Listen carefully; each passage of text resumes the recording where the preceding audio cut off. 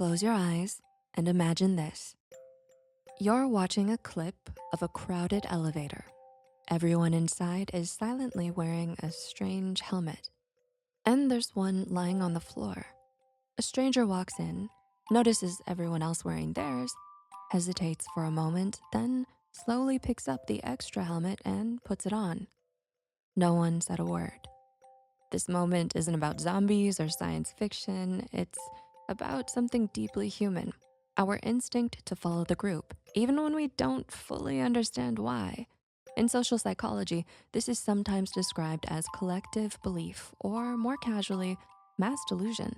It doesn't mean people are mentally ill, but rather that group dynamics, fear, and social pressures can lead us all, yes, all of us, to think and behave in ways we might not on our own.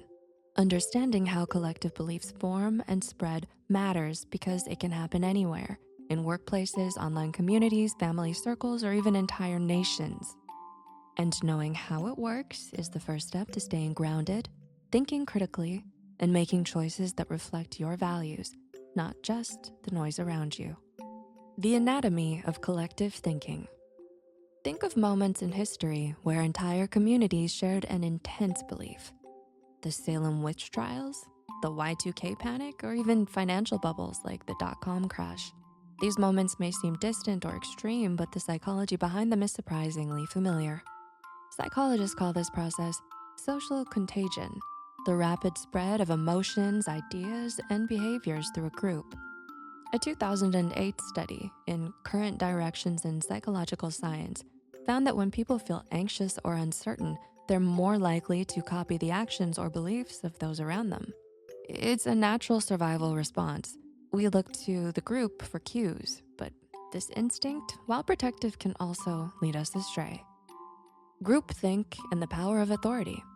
When groups stop encouraging questions, something called groupthink sets in. This term, coined by psychologist Irving Janis, describes what happens when the desire for harmony or conformity overrides independent thinking. Dissent gets silenced, and bad decisions often follow. Research supports this. A 2010 study in the Journal of Personality and Social Psychology showed that people are more likely to trust and adopt information from perceived authority figures, even when that information is inaccurate.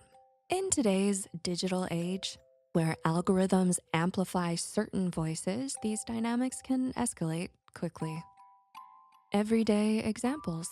Collective thinking isn't always dramatic or harmful. Sometimes it's as simple as joining a trend without asking why.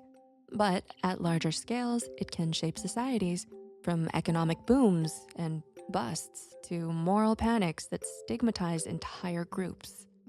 Think about moments in your own life. Agreeing with friends to avoid conflict, liking a post online because everyone else did, or hesitating to voice an unpopular opinion. These are small but real examples of how powerful social pressure can be. Why this matters in your life. Collective behavior affects us more than we realize. Recognizing these patterns can help you pause before reacting to viral news or panic-driven headlines. Reflect on whether your opinions are truly your own or shaped by the crowd. Make intentional choices in conversations, relationships, and even online spaces.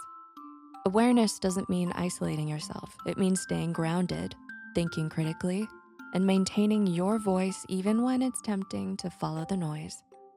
The takeaway: collective thinking isn't inherently bad. It's part of being human, but when fear, uncertainty, and group dynamics combine, they can cloud judgment and lead us down paths we wouldn't choose alone.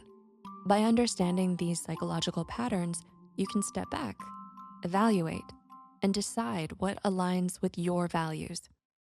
The next time you feel yourself swept along with the crowd, pause. Awareness is the first step toward clarity, and clarity gives you back your power.